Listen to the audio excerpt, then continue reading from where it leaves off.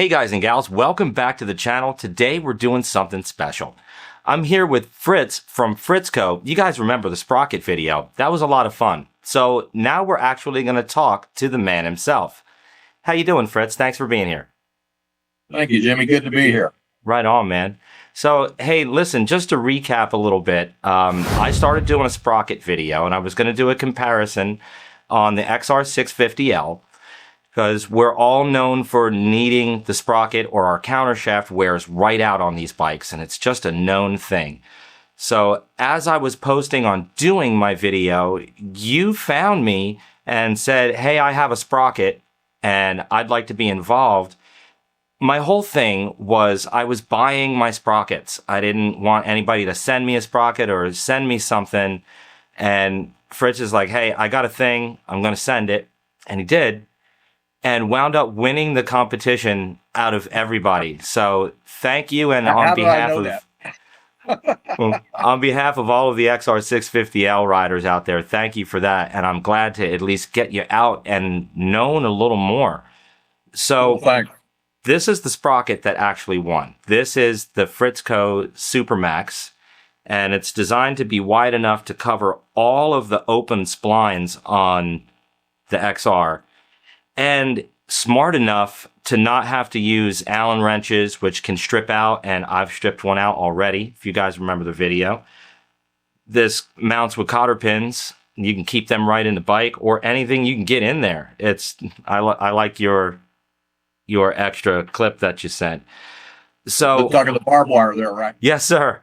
Yeah, right. This is Texas, we make them down here in Texas. I love it, man. So everything is bigger and better in Texas. And so is this sprocket. How did this happen for you? Did you just decide to make sprockets one day? Well, I don't have an XRL anymore, but I have had one for many years, and I had the same problem. I was really amazed that about 18,000 miles or so, took the factory sprocket off, and the shaft was worn, not worn out yet, but it was severely worn. And like everybody else, you get online and you look for what's up with this kind of a thing, And the fix at that time was to use the XR650R sprocket, but you had to modify it. It was kind of a crude, kind of a caveman kind of a fix. It wasn't very pretty. And there was a lot of talk about making a sprocket, but no one had really, gone the last mile to get that done. And so I had, a couple of spare bucks. I said, well, I'll give it a try. Got on the internet, made some contacts, and found someone to make the things. And the heat treating was no issue because that's what I do for a living anyway. And we just from there went off, it turned into a pretty good deal. I think the very first order I ordered 12 sprockets. I'm thinking, wow, this is great. I'll never need more than 12. Now it's like I'm selling them to ProCycle in Oregon. And Washington State, and a couple other distributors that don't do as much as they do, and then I sell them on eBay as well. That's awesome. But we going into this, it was going to be an affordable product. It was not going to be something we were going to try to get rich off of. It was more of a the brotherhood of motorcyclists kind of a project. Help everybody out. That's great. I'm glad you put it together that way. Now, we talked about, especially on the video, and I just want to mention again, the simplicity of the design I love. So there's no crazy Allen wrenches that I have to keep, nothing to strip out. I love that part of it. But can we talk a little bit, and I know there's probably some proprietary stuff that you have, and that's okay, but can we talk a little bit about the heat treatment and why I could not at all damage the tooth of this sprocket? Because I tried. I guess the short answer is not a lot of information here, but most everybody, the heat treatment of sprockets is pretty uniform. It's basically a case hardening process, and this is where the surface of the part is hardened, and the core of the part is dependent on the alloy itself, what hardenability it has. But the surface is very, very hard. Now, there's lots of different ways to get the surface hard. And, having, some 40 years in the heat treating business, I knew a couple secrets here and there come up with what we again a superior part. Again, this was to make it value added, not something that something that would give good service and be at a reasonable cost. That's basically, I mean, it's not anything super special, but it is a tweak of a normal process used in the manufacture of sprockets. Well, I love how you nailed it. That's awesome.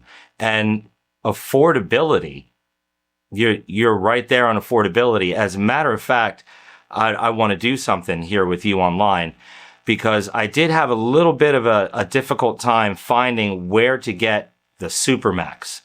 It's easy to find all of the competitors that are out there. They've spidered with their marketing.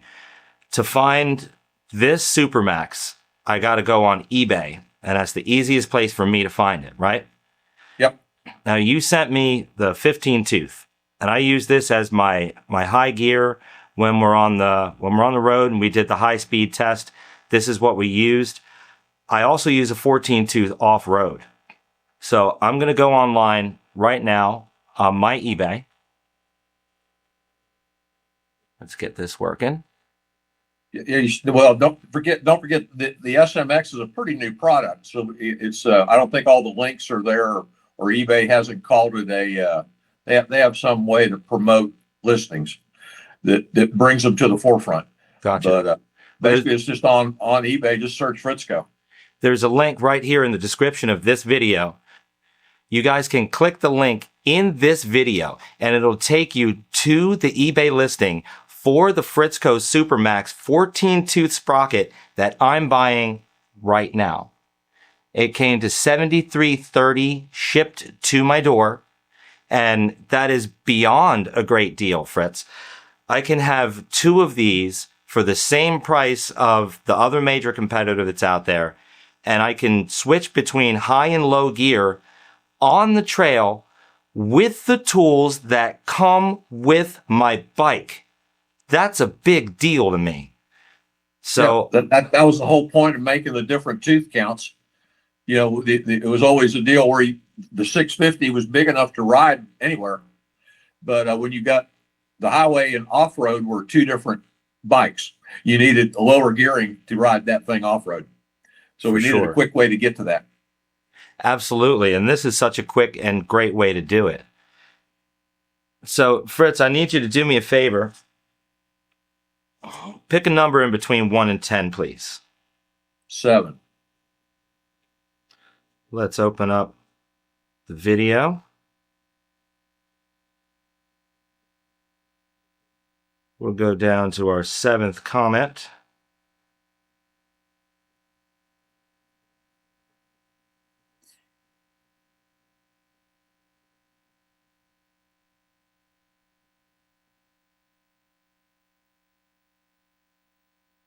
One, 2, 3, 4, 5, 6, 7. Joseph Riesinger. Joseph Riesinger.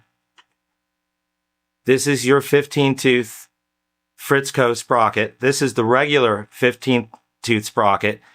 Tell me about this one, Fritz. What do you want to know? So this is different than the Supermax. This is a little skinnier. Oh, you're talking about the double life. Yes, sir. The double life sprocket. Well, again, the scheme was to come up with a wide sprocket that basically the wider the sprocket, the less load on the shaft. It's simply more square inches of contact area. And then it seemed logical that, in the quest for value added, it seemed smart to make it to where you could use it either way. So hence the name double life. You can install it either direction and use both sides of the teeth. So when this one starts to wear, you can flip it right over to the other side and continue to ride this sprocket. Yeah, because a lot of people, a chain drive's not real particular, but a lot of people like to, if they're going to change the chain, they like to change the sprockets. Well, you can just flip this one over and save yourself a buck or 2. This is smart, dude. And how much does this one cost? $28, $28.05 right now. This is regular sprocket price. Well, that was another goal. We wanted to stay under OEM price. I think I think Honda's somewhere around $50, but that's been a long time since I checked. And you know, you can obviously buy a very inexpensive sprocket if you want to, but I don't really have a good feel for what the wear life is. I don't think it's very good, and I know the fits have been reported to be not very good. So again, we invested a lot of money in the tooling for that spline to make that spline a good fit. And it was the best fit out of all of the sprockets that we tried. The FritzCo fit, and it was an honest fit, the best. When it was installed in the position that it was supposed to be with the clips, it was the tightest fit on the countershaft. Now, that's a lot to be said. One of the other ones did fit tighter, pushed all the way in, but it didn't install all the way in. Where it installed, it was looser. So that was the deciding factor on why this won the contest. Yeah, bear in mind, it's got to have a little play in it because of the, you've got to have something to allow the frame and the swing arm. They flex quite a bit. If you ever hook up a camera and look at look at the back wheel and the swing arm and the frame, there's a wobble going on there. So you need a little play in the thing. Not a lot, you need some. Mm-hmm. So the guys that weld their sprockets on, they're asking for trouble, aren't they? Well, I mean, if that's all you got, that's all you got. You can certainly, what's a sprocket going to last? I've heard, 10,000 miles. So you can always grind the weld off and do it again, I'd be so scared of wiping out the bearings in my cases. Like bad stuff happens. But you could be careful. You could, for example, if you were going to do that, I would take a wet rag and wrap it around the bearing and the seal area. Mm-hmm. And weld it on there and cool it off as soon as you get it done welding. And also don't, burn a whole rod on the thing. Just tack it on there, That's so you don't change the temper. You keep that cool rag on there. Well, you don't want to change it later, so you've got to grind that weld off. So you don't want to, like I say, fill the whole end of the shaft up. You just want to tack it, so where it'll stay put, and then you can do it again. But I mean, sooner or later you're going to run out of, when you're grinding that thing off. Sooner or later you're going to run out of shaft, or you're going to melt the seal, or something's going to go wrong. For sure. But it gets you there, right? Right. Hey, if it gets you a little more time until you have to split the cases. Exactly. And, in the Honda, an air-cooled engine, I know mine had 37,000 on it when I sold it. I think you can probably get 50 or so out of it if you took good care of it. Mm-hmm. But, rebuild's fairly expensive these days on those things. For sure. That's a video we have coming up. There's nearly 30,000 on ours. And to do the countershaft, we have to split it anyway. So we're going to at least put a cam in it, see what else is worn out. There you go. Try to do what I think everybody would want to see. Make a good video. Soup it up. Yeah, man. That's what YouTube's about, right? Yeah, absolutely. This is a fun, motorcycles are fun. You got to make them that way. Do whatever you want to do. That's right. So what kind of riding you got in Texas? What do you do over there, man? Well, a lot of street bike. I try to ride the bike to work every day if I can. Mm-hmm. Right now it's blazing hot down here. But we have in the Houston area, and that's where I live. We have what's the National Forest, which is the north side of Houston, and there's a trail system there. It's like single track, and then for a more adventure, we usually go down to Big Bend.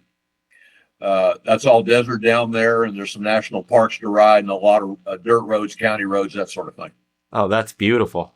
It is. It really is a neat place. The desert's a great place to ride. I don't know if you've ever done it or not, but you ought to. If you haven't, you should. I did the desert one time. I used to work for a TV show called Dirt Bike Television. And when they released the KLX 450, they sent us all out to Wickenburg. It was the best riding I've ever seen in my life. Now, Wickenburg, where's that? That's in Arizona. Okay. Yeah, it's funny because, Arizona, New Mexico, there's nothing but public land there. It's just wide open. Well, into California, too, of course. Yeah. So you have to find the national forest to ride in Texas? Well, Houston's a pretty big place. There's just not a lot of open land anymore. When I was a kid, we'd just ride along the bios or into the woods or wherever, but there's just not much of that left anymore. I think there's only one motocross track in the greater Houston area. Oh, wow.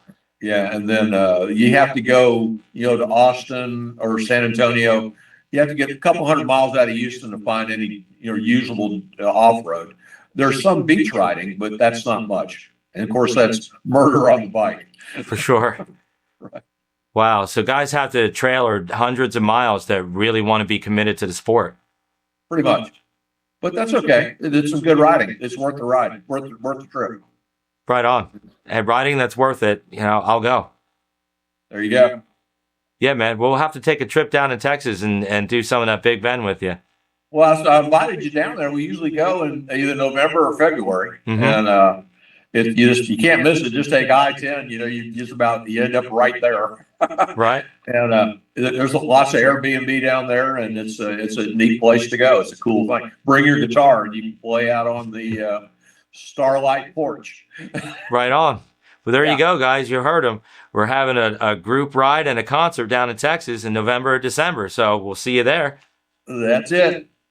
Yeah, man. I'm about that. We can take some desert riding. And this is mild desert too, by the way. It's in the parks and county roads and that sort of thing. So it's, I would call it a good beginner desert ride. Excellent. Plenty of rocks though. Be ready for that. So what's your bike of choice these days? Right now I've got a Husaberg, one of those old 70-degree Husaberg things. Oh yeah, which one? Yeah. And that's really it's a pretty good technical bike. I wouldn't call it not like the Honda for high speed, but picking your way through rocks and stuff like that. It's really good at that. Yeah, man. Which Husaberg model do you ride? The FE450. That's a great bike. When I worked for Dirt Bike Television, we sampled the FE450 and the 380. The 380 was actually my favorite bike. Yeah, a lot of people say that, right? A little milder. That 450's got plenty of power. It's not hurting for beans. You're not kidding. That has quite a bit more than I expected it to have. Yeah. So as I get a little older, I need a lighter bike. Is that what led you to the choice of the Husaberg? Yeah. And I've invested in a couple older Husqvarna 2-strokes that I'm working on. So. Oh, nice. Yeah. What do you got in the stable? Oh man, I got an 87. Recently I did kind of a dumb thing. I bought an 87 430 Husky automatic. What? Automatic? I know. Yeah, I know. I didn't. That was my reaction exactly. And I've never heard of the thing, but it's a mechanical automatic transmission. Oh, that's wild. I know. What year did they make that? It's pretty technical, but apparently it was developed for the military. And they didn't want it. I mean, who would want? I'm trying to think what kind of soldier is going to ride a 430 2-stroke. Oh, like in the battle, what are you just going to run away fast or what? Real fast with an automatic, manually operated automatic transmission. I'd like to get into that one day. That sounds it's like the Recluse, except you don't have to shift. Okay. Like a Recluse clutch. Interesting. Yeah, and then I've got a 250, a wide ratio 250, an 86 model, and just a few other bikes that I've come across. I need to get up on the rack and see if they're going to be worth fixing. Nice. So you like to do the vintage off-road bikes? Yeah, well the mid 80s Huskies fit me well. I'm about 6 feet, and it's just a good physical fit for my body size. That makes sense. Fat out, if you will. So that Husaberg, tall and light, that's you then. Yeah, it is. I think that's a good point. The Husaberg's about 280. So that's a huge difference. Sure. Yeah. Yeah, man. An electric start? Oh yeah. Yeah. I love the electric start now, man. I feel like a grown up with it. It's great. Yeah. The only real problem is, it's a 2009. All the parts are KTM, most of them, but all the body stuff's kind of hard to come by. So I do have to kind of watch the rocks and stuff when I fall down. Oh yeah, man, you're gonna have an expensive crash one day. Just keep an eye on eBay. That's right. That's part of the fun of it with a vintage bike. Yeah, exactly. Oh, that's so cool. Maybe come up with a new product or two, right? Right there, you go. Yeah. It's so cool to see somebody riding one of those old Husabergs because I remember doing them on the show and they were super impressive. Fred Huss brought them to us and he rode the crap out of them. Yeah. Yeah, man. What a great bike. He was doing Husaberg and Gas at the time. Oh, wow. Yeah, Gas is pretty popular down here. A lot of them popping up, yeah. Yeah, we're seeing a lot of guys on those too. I don't know. And the newer Huskies, which is, like a better KTM, I guess, or a different KTM. Yeah, absolutely. We demoed a Husky back then too. And I guess this was about 07, 06, 07. It was a Husky TE250. And Right. man, we got a ringer is what we got. We were based out of Lansdale, Pennsylvania. So we were right there by Husky dealer and depot coming in and out. And we get our demo bike and the gas cap said fast by Faraci. I'm like, okay, so something's up here. That was the fastest but best handling bike I think I've ever ridden. They set that thing up for a pro rider, and we were not at the time. We were learning. Whew, that thing was wicked. And Yeah. they wanted the top reviews, and they got them. Well, there you go. Good deal. Yeah, man. Another bike that's getting a lot of attention is I think it's making a comeback, is that Honda 300. I'm seeing that. Is it the XR 300 or XL? The rally model? the rally model, CRF and the rally are getting really hard to get, even in dealerships. Right. But, that seems to be a really good compromise bike. Super reliable Honda, and lighter, but it's still streetable. It kind of does a better job of everything. yeah, absolutely. And it's getting top reviews on everybody that rides it. Right. We have a friend that has one. I'm going to see if I can get him on this ride. He actually lives not too far from you. Uh-oh. I say not too far. He's from a border in Texas, but he's on the Louisiana side. So there you go, Patrick. Okay. That's the invite, and you've got the right bike. So bring that thing down to the desert. Let's go. Don't forget in Texas, something close here is a day's drive. Right. We're here in Florida. Something close is 2 hours. Exactly. Well, everything's bigger in Texas, even the drives, right? Well, it's a big old place. I'm looking forward to it, man. It's going to be a lot of fun. Yeah, we'll set it up. Definitely. Well, cool, man. I appreciate you doing this call in with us, and I appreciate we'll do it again you guys. sometime, maybe. Maybe get a little more technical on some other stuff or whatever. Yeah, man. I'd really like to. That'd be a lot of fun. Sure. We'll come down there and do a ride and do some technical stuff, and everybody really be into that. They love the tech here. You can play your guitar. I'm going to bring it wherever I go. You can't throw me out with it. Well, thank you guys for hanging out. Make sure you check out Fritz's products.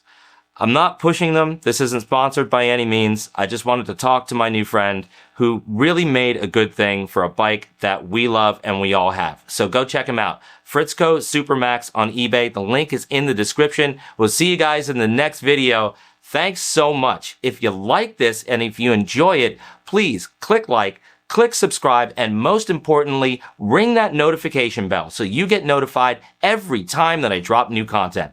I'll see you guys next time.